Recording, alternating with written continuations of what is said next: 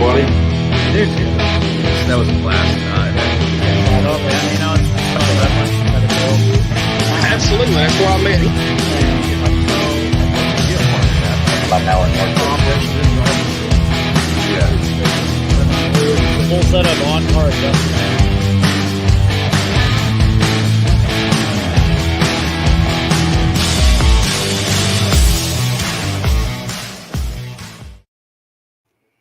All right, good evening, Facebook land. Tonight we've got a little bit different show.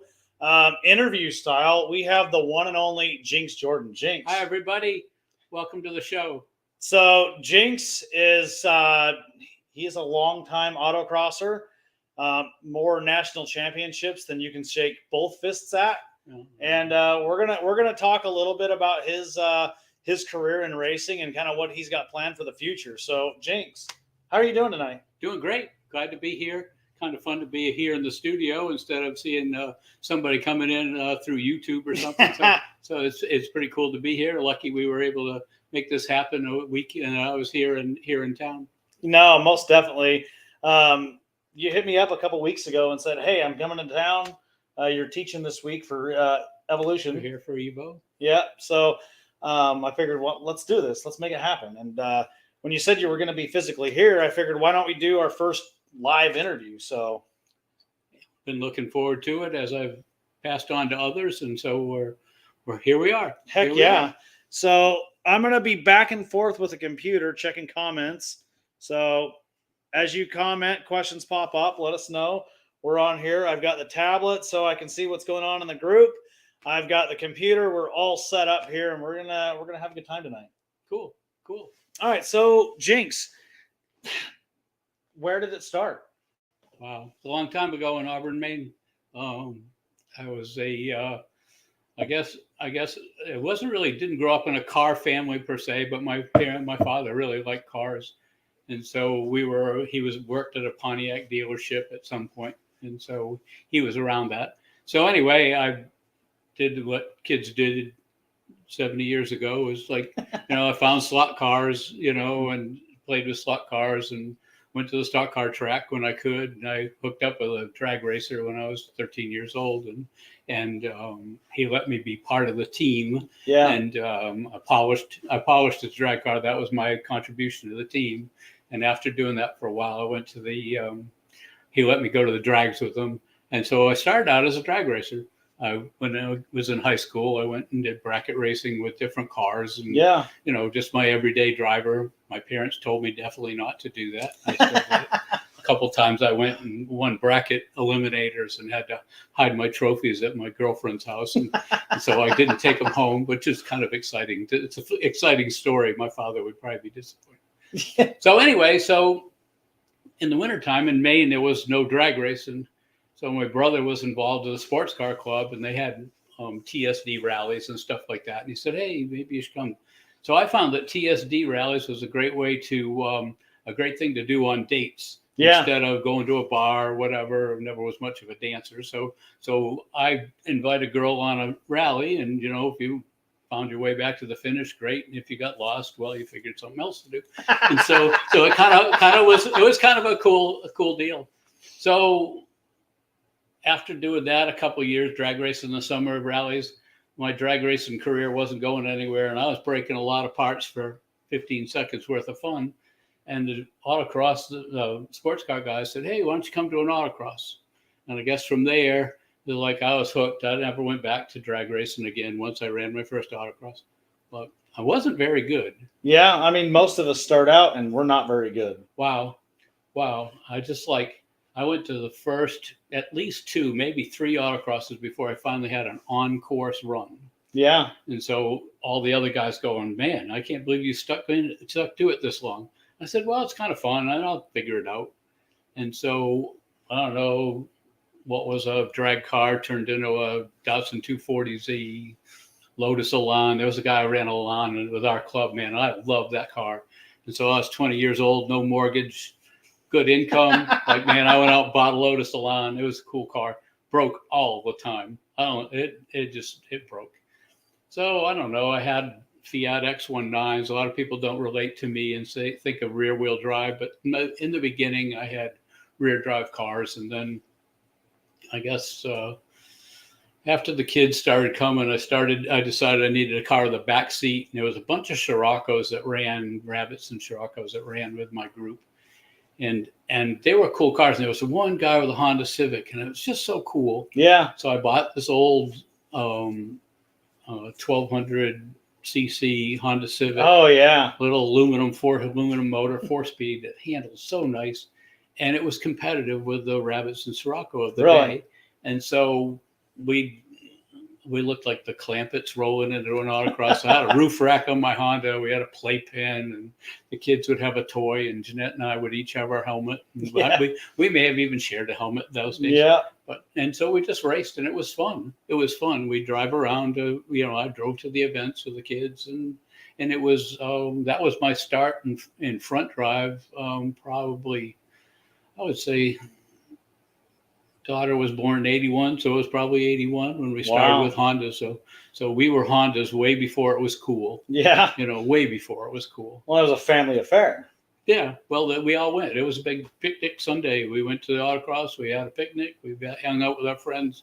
Our kids all had Sunday friends. All the other autocross kids, they'd go off and play in the dirt off the side of the autocross. And autocrossing was different then. It was like you had shopping malls and places. There were a lot more parking lots that were available because of blue laws, and in the 80s were still existing. The stores weren't open on Sunday. Yeah. So, you could go to a shopping center, and we did. There was probably 4 local clubs in New England in addition to SCCA. So we did a lot of that racing then. It was fun. It was a fun time to be an autocrosser. Nobody knew what it was. But it was fun. It was like not quite as aggressive and competitive as it is now, but it was what we did. You'd show up with a tire gauge and a Coke and a sandwich, and you had a good time. That's awesome. It was fun. It was fun. So you got your start with Honda in the 80s. Yep. Early 80s. I had a couple different Civics, and then 84 was the first year of the CRX. And so I'll tell you a story about CRX. Yeah. So I went to the first event of the season, and I had a earlier Civic, and a guy showed up with a brand new CRX, and he kicked my butt. Yeah. And I wasn't good at that time, but I was respectable. And so I was like, man, I said, Jeanette, we got to get a CRX. And it's a 2-seater, we have a family, we can't do that. And so unbeknownst to her at the time, I went to 3 Honda dealers. They were pretty much in demand. It was really hard to get one. And I ordered one from each dealer, and told each dealer, they all had, they were marked up $500 or $600, which was big in the 80s. Yeah. To have a car that was marked that you were going to pay over list. And I told each one of them, I said, whoever gets it here first makes the sale. Yeah. And they knew about it. So I waited for a couple months, and my CRX arrived. It wasn't even, the one I ordered was red. Guy called me up, says, I got a white one. The order just got canceled. It was July the 3rd. It was on Tuesday. Yeah. I said, okay, I'll be over. I'll take it. I drove over. By now, Jeanette knew that there was a CRX coming, but I was way behind in my local region's points. So anyway, I bought it, brought it home. I handed her the keys, and I said, there was an event on Sunday. I said, could you come back with 1,000 miles in this car by Sunday? And she said, I'll do my best. And she got in the car and took off. And we were in Connecticut. She was to Vermont and all over New England. Came back with 700 miles. I decided that was enough of a break-in. We took it to the first event. Like I said, I was seriously behind in points at that time. Slowly, I clawed my way back to the front. I started winning again in the CRX. And at the last local event, New England region local event of the season, the points worked out that I had to win. And the guy who had been leading points all year long had to finish 3rd. Yeah. So I made my first 2 runs. I was comfortably at the lead. This guy is like, when I say this guy, he's a multiple-time national champion that I was racing against at the time. I don't think he had won any at that point. I'll tell you his name in a minute. So anyway, I was in first. He was in second. And there was a half a second gap or so. There's another guy, a local legend in our area, that was running his just plain Civic, and he had his Sears road handlers on the car. He said I was too lazy to put tires on the car to run the day, and he was sitting third. I said, "You want to borrow my tires for a last run?" Because we only got 3 at that point. It was just like nationals. We only got 3. So anyway, we jacked his car up, put my tires on. I forewent my third run, and he went out and run. And wouldn't you know it, he landed in second place, beat the other guy, and I ended up winning the points. Yeah. And the other competitor was not happy. Oh, I bet. And so that other competitor was Paul Kozlak. Yeah. Who was a pretty well-known name, many-time national champion, many-time trophy winner. I think he always wins trophies at nationals. And so I saw him this past year. But eventually, he started talking to me again, but he was not a good loser. He was not happy about that. He was not happy about it because he'd held the points lead all year long. So anyway, the CRX came. We went to nationals that year. I finished second place at nationals. I have a lot of seconds. You touted how many wins I have. I have 4 wins. I have a lot more seconds. And it's like the second place is like I thought I lived in second place for a long, long time. Yeah. But I finished second at nationals with the CRX. And so the CRX evolved into, at that point, it was in a street class or stock class, we called it then. And then it evolved into street prepared, and I still own it today. It's sitting in the museum at the Museum of Speed in Lincoln, Nebraska. Yeah. It's will always be in the family somehow. Yeah. I'm hoping that it's in a museum. If you run a museum out there, let's talk. I need a new spot at the end of the year, and so I'm hoping that I can find some place to put it so it can stay on display. Yeah.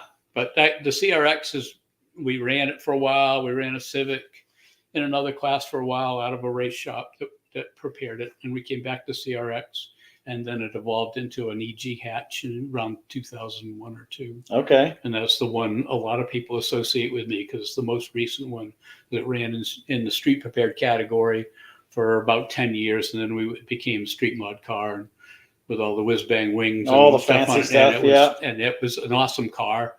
And it's sitting in a beautiful garage up in Ohio. And sometimes it comes out in races, but that was an awesome car. But we just moved on to different things. Yeah. So you talk about moving on to different things. What's on the docket now? Well, after I restored the CRX a few years ago, I don't remember exactly how many years, we went back to nationals with it, and unfortunately broke an axle. We we diagnosed it as a transmission, but it broke, and so left Jeanette and I scrambling for other rides. Jeanette landed in the Sweet Rabbit of Jeff Zimmer's and proceeded to win a national championship, and I proceeded to drive somebody else's car and did poorly in it. But on the ride home, she said to me, "Hey, that Rabbit is a lot faster than our car is. I don't think our car can be competitive." Yeah. So I had ideas of doing other things, but we always did things together, and front drive, sticky tires, low horsepower had always been her forte. And with her number of championships, she can be a little forceful, tell me what she wants to do. Yeah. So I suggested that she try to make a deal with the Rabbit owner about running that car in the future. And he was welcoming. Jeff Zimmer was the owner of the Rabbit that she's been driving for the last couple of years, and they made a deal. And so moving forward, all of a sudden I've got an uncompetitive car and kind of a clean sheet of paper, kind of almost, she wouldn't like me saying this, but it kind of became a little selfish. I was like, oh, hey, now I can do something. So I'd always dabbled in hot rods and V8 muscle cars. I always had an interest in them from basically back to my drag racing days. And so I said, all right, I had some good friends that were involved in CAM, and I'd been around it, helped in different various ways with the CAM challenge, CAM stuff with the SCCA people. Raleigh and Velma do an awesome job with the CAM group. And so I said, let's do a CAM car. Yeah. And so the Schoon makers, Schoon's Hot Rods down there in Charlotte, had some ideas, and we kind of put them together, and I said, let's run with it. Yeah. So for the last, I don't know, year and a half or so, we've been building a 3rd gen Camaro. Yep. And so we ran it a couple times late last year, not finished. It is since close enough to finish that we'll call it finished. Yep. They don't, it's like every one of those project cars. It's never finished. It's never finished. When you finally do, it's usually when you sell it. We're a lot closer than we were. And so we should hit the ground running in the spring, hoping to get to some big events this year. I don't know if I'm as capable as I used to be. Years of catching up. I can tell you what you're doing wrong easily. Sometimes I get in the car and I lose a 10th here or there, and it shows up against the young guys. Yeah. And so anyway, so that's where we are today. There's a 3rd gen Camaro still sitting in the Schoon's yard, but it's soon to come home, soon to be in our possession, and it looks like it's going to be an awesome car. Yeah, I've seen pictures of it, and that thing it's beautiful. Like, they did a really good job with this car. They're such perfectionists. It's like, I'll throw an idea out and think it's just an on-off switch, and before I know it, it's taken on a life of its own. So we're really looking forward to getting the car out. No, definitely. And the one thing about this car too is it's built to be a driver just as much as it is a racer. Absolutely. One of the things I've had a street car, muscle car for a long time, 10 years or so, that we use for a power tour, and it come out for an occasional autocross. There wasn't really an autocross car. And so my thought with the Camaro was, I looked in my garage at my advanced age and go, why do I have 3 cars when one car could do it all? Yeah. And so that was kind of the seed for this project, is like, I can take Jeanette to the ice cream store, on Wednesday night, go to a cruise, or I can probably do power tour or autocross week, as well as I think that it'll be a capable cam car. Within the SCCA. It's kind of built within the SCCA model of being a cam category car. We'll venture off into some other venues. I think you'd be competitive in Good Guys with that thing too. Yeah. Oh yeah. I mean, I remember it was here in Nashville. You were in the Pontiac. Yeah. You and Jeanette came out in the Pontiac, and I was parked next to Ryan Kirkwood and Ramey Wilmer. Right. They were here that weekend as well, and great people. They're amazing. But you were tearing it up in that car. And I remember Ramey and I had a conversation, and he's like, he's doing things in that car that car should never do. and it kind of surprised us how good that car was at Good Guys. I think it was we had a tall first gear, and you kind of got to do most Good Guys events in first gear, and it does well. I'm not afraid of concrete walls. I probably should be, but the way they set theirs up is like, everybody goes, man, this concrete walls scare me. And it's like, if you're looking where you're supposed to, you're not going to see the concrete walls. Yeah. And that's kind of true in just about everything we do. Is if you're looking at the course or the surface of what we're laid out, you're looking at cones. Yeah. And if you have a little bit of confidence in your ability, then you're not going to have any problem with those concrete walls. No, that's true. And they usually have somebody who'll make a mistake. And I think at that one, I remember one that stood out, but it wasn't. Yeah, there was. Well, Ryan. Yeah, Ryan had a little boo-boo on that one. Up that pretty Le Mans. And then I spun out on that one. Did you? Yep. It was on the back part of the course. And I come in way too hot into the brakes. Car got up and around on me. I don't know how I pulled this off, but I managed to spin out on a Good Guys course, not touching one single cone. So I threw it in reverse and back to the lights, and everybody's like, "That's right." I got a standing ovation for this because everybody thought it was funny. The announcer's talking about Ricky Bobby coming through the line. I'm like, you know what? Hey, I got my 3 seconds of fame. There you are. That was. I remember seeing it. That was one of early in our friendship, and it was kind of cool. It was kind of cool to see. Yeah, the Pontiac shouldn't do well, and so I'd usually finish mid pack and stuff. But it was definitely built to be a cruiser. It was there was no autocross.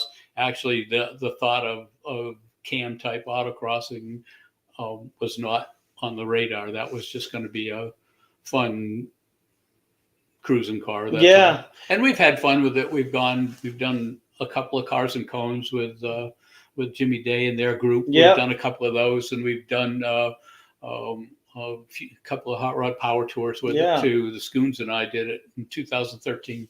Gosh, if you ever get a chance to do that, Josh, Power Tour is just so much fun. So much fun. It's just a different approach to cars, but it's so cool to go out and do the Power Tour. Jeanette and I have done it together once. We did a partial once, and the Scoons and I did it the first one that we did. Man, really, always a good time. Rolling car show. Yeah, totally different. No competition. Just cruising. But I'll tell you, the one thing I learned one year with Power Tour is you got to have somebody in the passenger seat. Really? Yep. You're just driving along and you see something really cool and you go, hey, look at, and there's nobody sitting there. Yeah. And it's like, I did like a couple legs one year by myself and it's like, no fun at all. Gotta have somebody there to ride with you. My friend Fred came with me in 2013. We went and he was, kind of supportive. And it's like, and Jeanette's been there, but the time I tried it by myself, it wasn't the same. Yeah. It was just like, here I am by myself, but I couldn't share it with somebody. So it's definitely something. Yeah. But that was that car. That was the intention of that car, was just to be a cruiser. Never, and it was considered for a little bit to be the cam car that I built. We decided it would be better that I could be more effective and it would be a better car, more competitive car, a better project if we built the Camaro. So Camaro 315s all the way around. 315s all the way around. LS power. Not big power. I don't know. I'm still of the belief that for autocross we don't need big power. No, you need enough to turn the tires over, but you need to be able to accelerate. You need the torque, but big power isn't something that so far we've subscribed to. Yeah. It's LS1 warmed over. I don't know. It seems to me I'm right around 400 at the rear wheels, close to that in torque. Yeah. And that was basically what our target was. The cars, a couple shout outs. Viking folks helped us out with the shocks. Yeah, Chris King and Viking. Chris King was awesome with the car. We talked about it a little bit for about a year, and I was just like, I decided that was the right way to go. So they were a big help. Folks at UMI, Ramey and Ryan were really awesome. Helped out with the UMI stuff. I got everything UMI that I can bolt on that works with the car. You've been a help with some stuff. I bought some stuff from you. I tried to spread the wealth a little bit, tried to get it around to everybody. Everybody taking care of everybody in this build. Had a header coating company up in Connecticut that I previously worked for. Yep. That has always been nice. Central Connecticut Coating did ceramic coating on my headers for me. Like I said, they've always been good friends and good supporters, and so that's good. So those folks have been along for the ride. Yeah. In our past, Jeanette and I have enjoyed sponsorship from Hoosier for 35 years. I mean, 1985, they approached us about running their tires, and we ran. It's kind of hard to go out and write checks for tires when you're used to getting support for so many years. But that's where we're at. I avoided it as long as I could going to street tires, but this is a big jump. That's a little bit of a change. Yeah, but I think it's going to be good. I think we're going to have fun with the car. Yeah. That's the important thing. And if we get a trophy here or there, then that'll be fine too. But I accept my limitations, and I found that when I ran the CRX that I thought I was okay. Being an old guy, I said, I'm just happy to be out here running. And I found out that I wasn't built that way. Yeah. It's okay to lose. And I've found that it's okay to lose, but it's not okay to lose in a car that can't win. Yeah. And I just nope, can't win. I lost. It just ate me up. So if this car loses, but it's capable, and I'm pretty confident that it's capable of winning, then it'll be okay. No, that's good. So what events are you planning on getting this thing out to this year? Well, a lot's going to depend on how quickly I adapt. But my plan right now is it'll be mostly SCCA. Yep. I haven't cleared all this with my my money person, but my plan is to do. I want to do St. Louis Cam Challenge, SCCA Cam Challenge in St. Louis in May. I want to do SCCA Cam Challenge in Peru. Yeah. I I think it's June. June. Yeah. It's a couple of SCCA tours. There's one at home in Charlotte in April. Plan on doing that, and another one in Bristol. So I'll do those SCCA big events. So the big question that I'm going to pose. Okay. Ramey Womer has been trying to get you to King of the Mountain for years. If I get invited, okay, because I understand there's a lot of people want to do it, yeah, just like I want to do it. He has been gracious and invited me for 3 years in a row without a car. Yeah. Hopefully, now that I have a car, I'll get an invite. I will go through the application process and hope that I get invited. If I get invited, I've been a couple times as a spectator. Yeah. So I'm hoping if I get invited to attend King of the Mountain. Well, that's my plan. It's like we'll go to King of the Mountain and then move on from there and do Lincoln's the week after. Go to the SCCA National Championships in Lincoln. So it'll be a little bit of a vacation north of Pennsylvania and then west. That's exactly what we did last year. We drove to Pennsylvania, spectated at King of the Mountain, helped, gave some advice. We had a really good spot up on top of the hill to look down on the course. I was texting friends and calling friends and giving them ideas of things that I thought they could do better. Yeah. It seemed like it was accepted as good advice. And so from there we took 4 days, 5 days, whatever it was, to drive over to Lincoln to be there in time for Cam Challenge. My Cam Challenge was a little short. Raleigh was gracious enough to let me drive his car. And I proceeded to break the rear end. Oh man! on my second run or something. So I was like, I felt so terrible. The hard luck of racing, right? He was an awesome car owner. He was like, "Don't worry, we'll fix it." And they turned it around and fixed it for competition on Thursday, and so they had time and resources and help locally. And so he was so nice about it. And it was like, the sad part was that I felt like I was driving really good. When you only get in a car once in a while, it was like, I really like this car. Yeah. And the nice thing is that there's a lot of things that Raleigh has done on his car that are very similar to what I've done in my car. So I'm hoping that the transition works the same. Oh no, definitely. So I gotta tell this story because this is one of my favorite stories. Okay. Jinx story. So, you guys come out here. Evo School comes out to Fort Campbell, Kentucky, a couple times a year. You guys teach a course that I've been fortunate enough to attend a few times myself, but it's taking autocross and taking the techniques and skills used to race and applying it to military application. Right. The precise driving, it's taking smooth as fast, with the intent to create safer drivers in military vehicles. Sometimes we've had vehicles out there. You guys have had us run Humvees. We've ran the GMV 1.1s. We ran the new JLTV. I mean, up to 19,000 pound trucks. Well, 2 years ago, you were out there teaching, and I was out there assisting, with this putting the school on. And one of the students gets out of the truck, and he's walking back up to us. And you had already started your next set of your next run through the course with a new student. And this guy walks up to me and he says, "I feel like Richard Petty just taught me how to drive." I'm a little humbled to really get too far into that. Richard's a lot older than I was. Yeah. I went and saw Richard race when I was a little kid. So, so he's a lot older than I was. But it's fun to hear that. It's fun to hear that.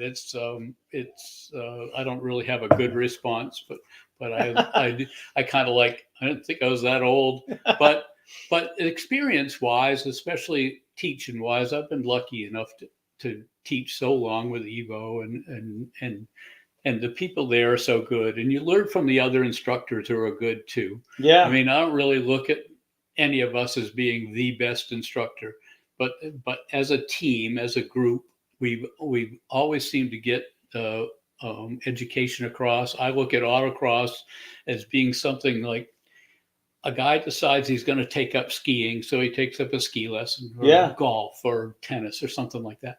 And I go, why would not people not do that to take up autocrossing? Yeah. And it's like you come out and you get great instruction from great instructors. Yeah. You get great guidance, and you become part of the team. That just because I'm not at an event where you are, if there's a guy wandering around with the shirt, whatever, that does that, is willing to take you for a course walk, is willing to give you advice, or maybe observe your run and give you some feedback. And so it's been a great group to work with. Oh, yeah. And the instructors are not only, I mean, you used to look at it and say, oh, you had to be a great driver and you got asked to be an instructor.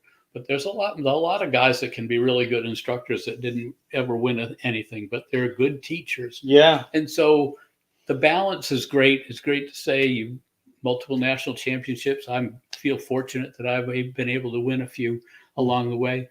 But I think that being personable and being able to adapt to that guy, first time he's ever been to an autocross, first time he's ever seen a cone, to the guy that's been doing it for 20 years who just wants to come back and take a refresher course. Yeah. And I'm, Mike send me the check for the promo. but Mike, I want my cut too, bro. Yeah. So it isn't, we're not as out there as much as we'd like to be. And we definitely, the school is a great way to start out. Yeah. There's a couple other programs out there that are good too. SCCA starting lines are good, or, most local clubs have a novice program, and they get some local guys that are good, but just, absorb everything you can, suck it up like a sponge. And just this sport is so awesome. I can't believe that it's not as big as pickleball. No, it's, and that's one of our focuses has been trying to just grow the sport. We ran the local autocross here, and I think every event we had 10 new people that had never done it before. That's great. And so, one of the things that I took a lot of pride in with our local events was we'd have, for every 10 new people that would show up, they would run for the whole year. We'd lose those 10 people because next year they were running with SECA or Good Guys or Drive Auto X or whoever. They were stepping out of that local comfort zone into a more competitive atmosphere. And I think that was something that I took a lot of pride in personally, because they were growing within their. You were the first step of many to get to advance their involvement, whatever. And it used to be like I referred back to New England region as like when in the season, which was a lot shorter because of winter, but we could go 3 out of 4 weeks. There was 2 or 3 local clubs that would have an event, and then an SCCA event. So like in season, we could easily run 3 out of 4 weekends every month. Yeah. So it wasn't strange for us. Like, my kids hated it, but it's Saturday afternoon, it's Sunday morning. We're going somewhere. We're doing something. Autocross. Mom and Dad are autocrossing, and you guys are coming along because we spend all our money on our autocross car, and so we can't afford babysitters. Well, but it was that was our life. Yeah. We took our 2 weeks vacation at Salina, Kansas, or Topeka, or now Lincoln. But we did a couple of years where we'd trudge all over the country doing pro solos. Yeah. To be when the kids started playing sports, it got hard. But we'd think nothing of getting in the car at 5 o'clock on a Thursday afternoon, drive to Nashville from Connecticut to a pro solo or whatever. And so it was hard. It was hard. That would be a Saturday, Sunday, and a day home. So you'd take a Friday and a Monday off. I had manipulated my employers to the edge.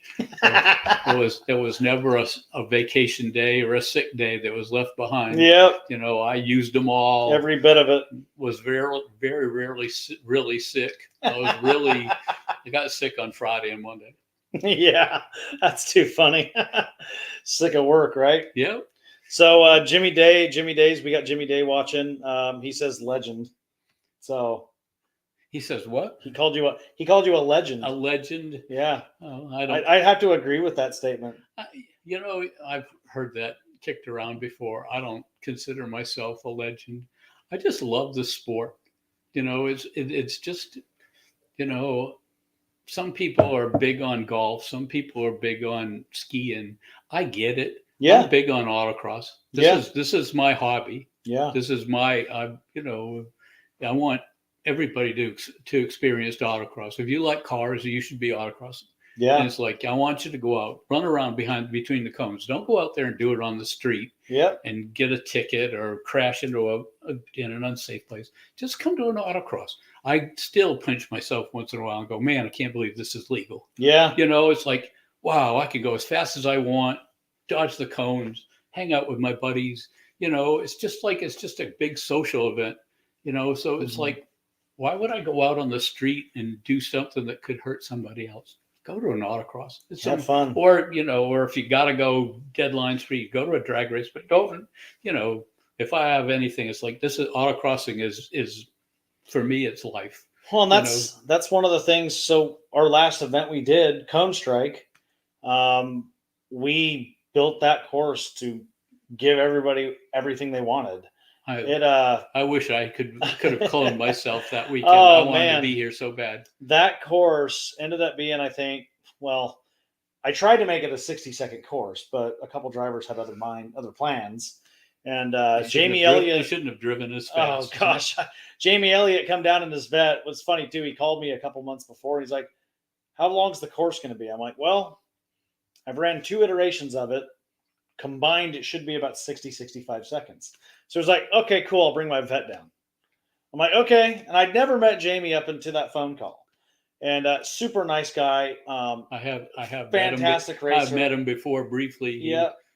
He was in a group of people conversation. Yeah. And I got to know him when he came down. Super nice guy. And he comes out with his vet. And I did not realize how well prepped his C5 is. But he hit well over 100 miles an hour on 2 separate sections of that course. Yeah. And the way it was designed, it was the autocross that drove like a road course. We had elevation changes, and we had bank corners. We had flat corners. We had off-camber corners. And there was one spot where you'd come down the backstretch wide open. You'd have to lift just a hair and then clear a crest. And if you didn't lift, the car was going to go sideways. And if you broke too much, then you were going to push through the corner. Like it was technical. It was challenging, and it was a lot of fun. We hope to try to get that done again at the end of this year. Glad it was successful for you, and I saw some video and I was impressed. It looked like it was a lot of fun. Yeah. I know that I had another obligation. I don't know exactly. I was teaching people somewhere. Yeah. That seems to be most of my weekends have been for the last while the Camaro's been being built, as I've spent as much time as I can teaching just to stay active and keep yourself up there and help to. Well, it's funny. We were talking about this before we started the show, but you have made a name for yourself specifically with the Honda and the CRX. Mm-hmm. And anytime I've ever seen you when you come up for the courses that you guys teach at Fort Campbell, almost every single time you have been either in some sort of a 1/2 ton or 3/4 ton truck. Yeah. And you're wheeling that truck around like it's a Honda. Look, cars are cars. They're all the same. I mean, especially in a teaching environment, whatever the student has, or in the case of a normal autocross school, whatever they have, you got to drive. It doesn't matter if the guy shows up in a Mini Cooper, if he shows up in a Corvette. That's his environment. That's what he's used to driving. That's what we're going to drive today.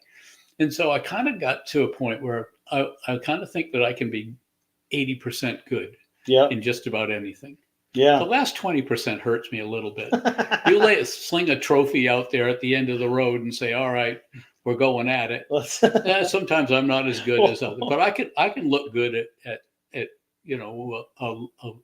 a less competitive situation. Yeah. And usually the student is below what would be your 80% or my 80% or an instructor's 80%. So you're still showing them a better level than they've already achieved. I always love it when you get somebody that shows up to one of these classes, because a lot of newer people joining the military show up without even having a driver's license. they grew up in maybe a city somewhere and never had a need to.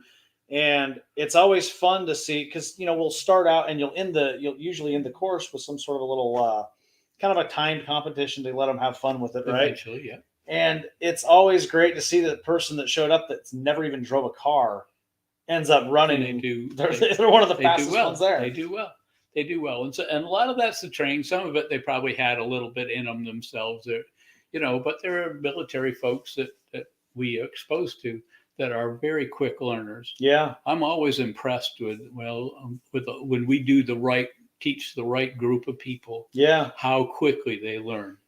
If you get, I don't know what specifications some of these guys have, but I'm glad they're on our side. Yeah. It's kind of where, as far as the military is concerned, I'm glad they're on our side because they can do things that I could never imagine doing, but they can learn so fast. Yeah. You'll get a guy like, go to that slalom, go through as quickly as you can. And it's like, this is how you do it. You'll show them once and they'll go out and just duplicate what you just told them. It's like, how did he get it the first time? Not I took 3 times to get through there. Nail it the first time and be good. Yeah. 2 inches off the cone like we all want to be, set up for the corner, slow in, fast off, and you'll tell autocrossers about eyes, and you'll tell autocrossers about, slow in and fast out. And sometimes it takes a while for them to embrace it. Yeah. But these guys, they're like automatic. Do this. No problem. I can do that. And they go out and actually do it. Yep. And so that's impressive to me. It's like, oh, darn, what am I going to teach him next time? Yeah. He's already got this down. He's already, he's already good enough to win a local and maybe trophy at nationals in 2 runs. It's like, now what do I do? Yep. I'm going to be with this guy for 2 more days. What am I going to do with him over that period? Yeah. And we find things, but find those how to get better and but of all the people that we teach, I'm really proud that we're able to teach the military. That's good. They're I'm glad that they're there. Yeah. They provide a lot of things that we take for granted, and it's nice that we enjoy that, but a lot of us don't really understand what they do or what they're willing to do for us. So if I had to kind of capture everything, and you and I've known each other, God, 15, 16 years at this point. It's just crazy to think. Yep. I met you when you guys came for one of these things, but if I were to kind of capture everything, the one thing that you seem to take the most pride in is the fact that you have the ability to come teach. Yeah. Because, I'm retired. Yeah. I stopped going to Monday through Friday jobs 6-7 years ago for real. Yeah. And I said, retirement's great. What am I going to do? Yeah. And it's like, I cut out a lot of things. I don't do them anymore. I don't go to the shop. I don't, do them. But when I get a call to come out and do these schools, is like, there's no hesitation at all. It's like, I'll give you a great example. Today or yesterday, I flew up. We're in Florida. Jeanette and I are in Florida for 6 weeks. Mm-hmm. And it's like, I could be sitting at the pool drinking umbrella drinks. Yeah. In 85-degree weather, which I was doing on Saturday. Pinky out drinks. Yep. Got up 80 degrees, got on an airplane, come up here. It's gosh darn 40 degrees. It's cold here. It was snowing this morning. It was cold here. And it's like, I walk out of the hotel and get in my car and go, gosh, it's cold. I could be, call home, how's things? Oh, fine. We're going out for a walk and then I'm going to go sit. And it's like, but that's how much I love it. Yeah. I've got, while we're in Florida, we're there for 6 weeks. 2 of those weeks I'm going to spend at Fort Camp. That's awesome. And it's just like, because I just love it. Yeah. I can't, it's like I feel like I'm contributing a little. That's good. And I do. I love anytime I can be in a car. Jeanette laughs at me. We'll come back from a trip. I've driven driving for a 3-hour ride, in the car. Yeah. Come in, I'll look at my watch and it's 20 minutes of 4. Mm-hmm. 5 minutes is an iRace going to start. So I've been driving. Yeah. Fine. I'll walk into the office and turn on the computer and jump on iRacing and do an iRace. And so the rest of the world knows I suck at iRacing. Yeah. I mean, like certified, Certified very not good. always crash, never do well at it. But it's just anytime I have a steering wheel in my hand, I feel like I'm at home. Yeah. And that's just the way I feel about it. Like iRacing is a lot cheaper than road racing. When you wreck, you just hit the reset. You hit button. the reset. Start It's over. so awesome. It's so awesome. I tear that car up. Oh, man. Reset. And back when I road raced, that was a month and a half of time in the garage, rebuilding, lots of money spent. Reset. iRacing is awesome. That's awesome. cool. All right, so we had a comment here. Samuel says, "Hi, Jinx." Who? Samuel Doherty. Okay, Sam. All right. He says, "Hi, Jinx. Thanks for your help and the competition." So thanks for all your help and the competition. Yeah. Well, now Sam is a national competitor. He runs a lot of national events. Been through a few cars till he found his niche. Yeah. He found his niche in a modified car. Yeah.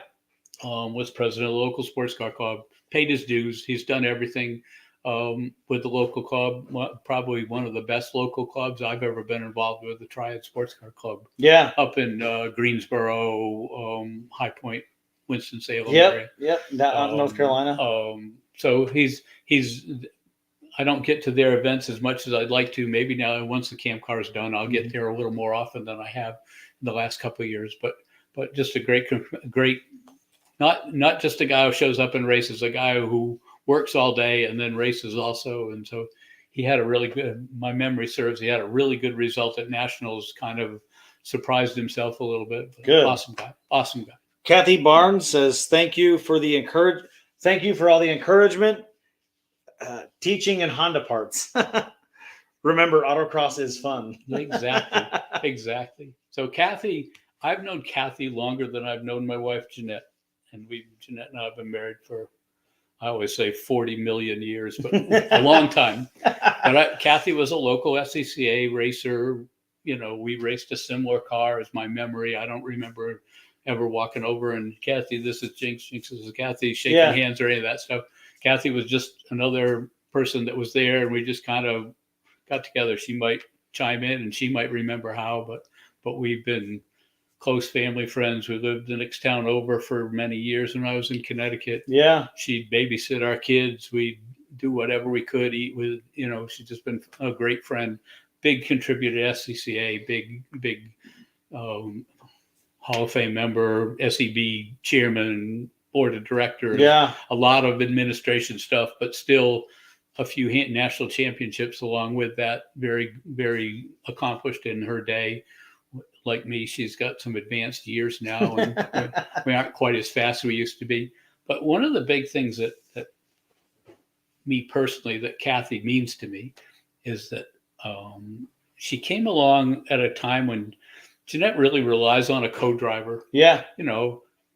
And she likes to be comfortable. Gosh, I invited some girl from Canada to come down and co-drive with her one year from a school. Yeah. She said she'd like to come to national. I said, come on down, you can drive, and different people. But Jeanette always seemed to perform better when Kathy co-drove with her. Yeah. I mean, she's had other co-drivers that have been good too, but Kathy brings kind of a calm. And so it's such a huge contribution to Jeanette's success. Yeah. Has been looking there, and she's got her friend there, and they're laughing and they're giggling and they're joking, and they get in the car and they go like hell, and then they come back and they're just friends. It's like, probably Kathy and Nikki Edwards has run with Jeanette a couple times too and brought the same kind of thing. But Nikki started out as like, Nikki, you should come to nationals. She was Triad, big contributor to the Triad Club. And she goes, I would, but if I had a car. And I said, well, now you have a car. So what's your next excuse? And she came and co-drove with Jeanette for a few years and built that same kind of camaraderie. And she came back around this year. Kathy decided to bring her own car for 50th anniversary. Yeah. So she brought her own car out to nationals. And yes, I aimed her in the right, her car had been lame for 10 years or so. And so I aimed her to direction for getting it back together again. And it's funny, it's like, a month before, Nikki's looking for a co-drive and Jeanette didn't have one. And it's like, wow, like good times all over again. And it Yeah. worked well. They got along. They did good at nationals. Nikki actually trophied. Jeanette didn't have the year she'd like to talk about, but Yeah. but it was fun just the same. And that's Kathy's contribution to that, being a confidant, of being, you know, a familiar face sitting Yeah. there to kind of bounce ideas off of, and is really big. That's really awesome. Big. Yeah, big. So she says that you met at Kmart in Auburn, Maine, 1972. Okay. So The in that era, auto crossing in the Kmart parking lot. yeah, in that era, the New England region would have a 10 event series around New England, Yeah. which is a pretty big area. And so for the most part, each local club around New England, or a group would host an event. So it was not just Josh has a 10 event series this year and they're all at Clarksville Speedway. Yeah. This is a 10 event traveling series where we had an event at Kmart in Auburn, which is my hometown. It was less than a mile from my parents' house was the Kmart. The next week you'd be at Orange Airport in Massachusetts. The next week you'd be at Cape Cod. Mm-hmm. I say next week, you know, Yeah. there'd be a gap in there. So it was a true traveling 10 event series. So it wasn't like Josh is real good at this lot. Mm-hmm. He wins there all the time. He sucks at the track You down had the street. to. You had to be adjustable. You had slippery road tracks. You had Yeah. grippy tracks. You had potholes. You had lots of things that you dealt with in autocrossing in that era. And so if that's where we met, that was pretty much probably one of my first SCCA events. At that time, you could run an SCCA event without being a member. Yeah. And there was none of that weekend membership stuff. Yeah. You showed up, you had, God, I hate to say this, you had $10, you could go out and run. You know, it's whatever it was, $10 or $8 or whatever it was. I imagine back then there was no adjusting every single part on the car to try to make it handle better. No, you had to drive the car. I don't think I aligned a car for the first 10 years. You know, it shows how archaic we were, but I don't think I did. You just drove your street car in. We had, I don't think I had special tires for the first couple of years. Maybe I did. I don't know. Did you have some tiger paws? No, but we had stuff similar to that. But we had, I was going to say on my 240Z, I had a Bridgestone or a Continental tire. But there were some pretty weird tires through there that nobody ever heard of. Yeah. They laid some sticky rubber on. That's and cool. Autocrossers figured it out. But really, you didn't buy tires to autocross. You bought tires for your car, and you just happened to autocross on them. There was none of that. None of the tire wars that we see now. Stuff that we see now, where the tires are ever changing, and the manufacturers didn't know anything. They create the drama that tires seem to create now. No, there was none of that. That's been all the rage the last month. That was it. We just drove our car to the event, put a helmet on, and we went out and ran. Some guys were better than others, but that series was pretty cool. We ran New England region today is a one lot autocross because of sites. But back in those days, we just traveled all over the place. There was a lot, New Hampshire, Vermont, ski areas, parking lots, and the Kmart. That was back in the days, like we talked about earlier, when the big malls and shopping centers and stores were closed on Sunday. Yeah, and so they were lots that we could get open for autocross. Yeah. So Brian Pico asks if he can hire you for some one-on-one instruction. Anytime, Brian. Anytime, Brian. We'll go out and we'll go out and wear out your tires instead of mine. No problem. No problem. No, of course, Brian's is a former Evo student. We found that out when a bunch of us we were together at PRI. Yeah, together. PRI were at the PRI breakfast. We're sitting there at dinner talking. He said, "I took a school one time, but you weren't there." And so he told me where it was. I said, "Man, I think I usually taught at that location." I think it was in Bristol, wasn't it? No, actually, it was in Virginia. I can't remember the name of the town. He will. So we came back to we were in a Airbnb. Yeah. We came back from dinner, and he was playing the TV. I wasn't paying attention. We were telling stories, and so he said, "Look, Jinx, this is me at the Evo school." I said, "All right." So he shows his I car remember this. going up through the slalom. I said, "That's my van right behind you." I was there. I was teaching. Yeah. So yeah, Brian. Anytime, I'd be glad to help. Yeah, I Our remember problem, that. Brian and I's problems, we're never at the same place at the same time. He has to come over to ZMAX. It was up near King's Dominion. Yeah. It was Doswell, Virginia. That's what was the name of it? Doswell, Virginia. That was it. That's pretty close where Mike lives. Yes, it is. Yeah. Actually, Mike had a some kind of deal with them because when we used to go up, we actually, instead of staying at hotels, we stayed at Mike's house, which was kind of rare, but obviously it helps.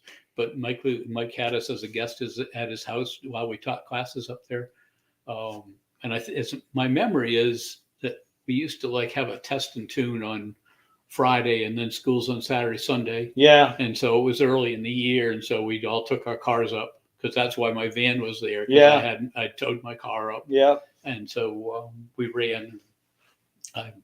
It was in the early days of the street mod car because I remember it highlighted a problem that I had with the car and we figured it out and solved it for the next week at a big event. It was going to be the next week. I only had a couple of days to fix it. It had to do with aero.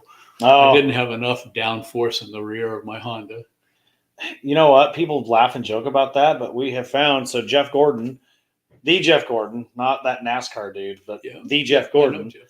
He's got his Cobalt, and that Cobalt is a wicked car, and he is another one of those front wheel drive car running a lot of front tire. Still needs aero in the back of that thing, and it's something that people don't realize. Well, you still need aero even on a front wheel drive car. We assumed, because of a front drive car and where we were at that point, we assumed that we needed downforce on the front. Yeah. So I built me and I had a guy that was helping me out that had NASCAR experience, and he designed and built this beautiful splitter. Yeah. But what happened was I'd go up a straightaway and get into a corner. I'd touch the brakes and the car would spin out before I did any steering input at all. It just looped. Yeah. Under braking. And I was like, what the heck's that all about? So I had a little like duck bill in the back of the thing, a little spoiler in the back. And so I heard somewhere NASCAR put a drop of oil across the high point of the roof. Yeah. Like WD-40 or something, put a drop across and go out and make a run and see where the oil goes. Yeah. And turned out not a drop ended up on my rear spoiler. No kidding. It wasn't touching it. It wasn't touching it. It was, the air was not getting there. It was just, so it wasn't doing anything. So it's like, darn, so we had to put a wing on it. Yeah. And you're right. It looks stupid, but the theory was that it needed downforce on the front as well, in the rear as well as the front. The front end was making the back end light. Yeah. By putting downforce on both ends, it pushed on both ends. Pushed the whole car down. Yeah. And it turned out that solved the problem. Yeah. You still need downforce. Yeah. You got to hold the car down. But you always think, at our speeds, we don't need it. And that was the theory for many years. It's like, we don't need it at our speed. I know, like I just put a spoiler on mine and I noticed the difference when after, it was about a year and a half ago. And that 7 inches made a huge difference in the way the back of it felt. And no, it's not a wing. It's not as effective, but it still has an effect on downforce. And it made a huge difference. Whatever the maximum is for SCCA is what mine is now. My memory says 10 inches, I think but I don't have a rule book. It looks good. Yeah. It looks good. Yep. The car, the rear spoiler, but we ran it with just the rear spoiler and I had a push. Yeah. And so that tells me that not only was it working, but it tells me we needed a splitter, which now is on the car. Well, if you get a chance to shoot me some pictures, we'll post these things up because I'm sure everybody's like, what is this car that everybody says is amazing looks like? Well, it is a beautiful car. So shoot me some pictures and we'll get them posted up. Let everybody see. I can do that. See what it looks like. I should have done that before we started. No, it's all good. We were sitting there in the kitchen. We could have done that. So Brian says that he is going to try to schedule to go run the ZMAX event in Charlotte, and all right, give you a shout there. Not in February. Not in February. I'm still Brian. In Florida in February. Brian, I don't think Brian's going to be ready to race either. He's got a lot of. He's building a beautiful bar type man cave at his house right now, so he's been busy with that. He's getting his shop all set up. Brian's place is going to be the place to party. So if you're in Maryland, Brian, I'm volunteering you for all the barbecue cookouts and parties. Don't you have a bacon bed up that way? Yeah. Isn't there a big event at Dominion that you guys are? Yes, at Dominion, it's at the end of the year. It's in October. Chris Brown and company run the Mid Atlantic Car Fest, which Okay. it's I thought there was that. I remember. it's like a miniature one lap. Uh-huh. You've got like think 3 days of driving, Uh-huh. and it's like 150 to 200 miles between events. And you get drag racing, you get autocross, and then you get an SCCA Track Night in America at VIR. And so that whole deal it's like a miniature one lap, and so you get a lot of racing up in that area too in the fall time frame. It's in October. So sounds like we're partying at Brian's, and I think so. Going to Chris's event. That's exactly what it sounds like. Yes, so we'll have to make sure that I'll pencil that one in. Yeah, definitely. For sure. But Jinx, we've been on here for about an hour. It went by fast. It did go by fast. So I just want to thank you for coming out tonight. Oh man, this has been fun. Heck yeah. We didn't scratch on much on a lot of the fun things that I've been exposed to in my life. Yeah. But this is we'll come back another time. I know that you're about to relocate, and I'm all over the world. We might have to do it remote. We may not be able to do it live. You come down to Florida every year, and you're not too far from where I'm going to be. I could do that. I could scoot up there if we decide to do that. That's fine. Heck yeah. I'd like to do it. There's a lot of things, a lot of other things we could talk about. God, I could do an hour just telling you towing stories. I always miss that. Oh, man. I did another podcast a few years ago, and I said to the guy, I said, I can do an hour of towing stories. Yeah. And he goes, well, let's hold that for another time. I haven't seen him doing podcasts for a long time, but we've had, it's been a good time. It's like, thanks to the folks that have tuned in or tune in on instant replay when Josh puts it up on YouTube, but it's been a lot of fun for me, for sure. Well, heck yeah. Well, Jinx, thank you again for coming on. Thank you, everybody, for watching. Yes. As always, it's the build season. So if you need anything for the hot rod, give us a shout. We'll get you squared away. Give him a call. He's great. And we will see you at the track in February at Sebring, USCA. So we're excited about that one. First event of the year for us. And we can't wait to see you guys out on track. On that note, Jinx, thanks again, brother. Thank you. We had a good time. All right. Take care, everybody. Have a good night. All right. Bye-bye.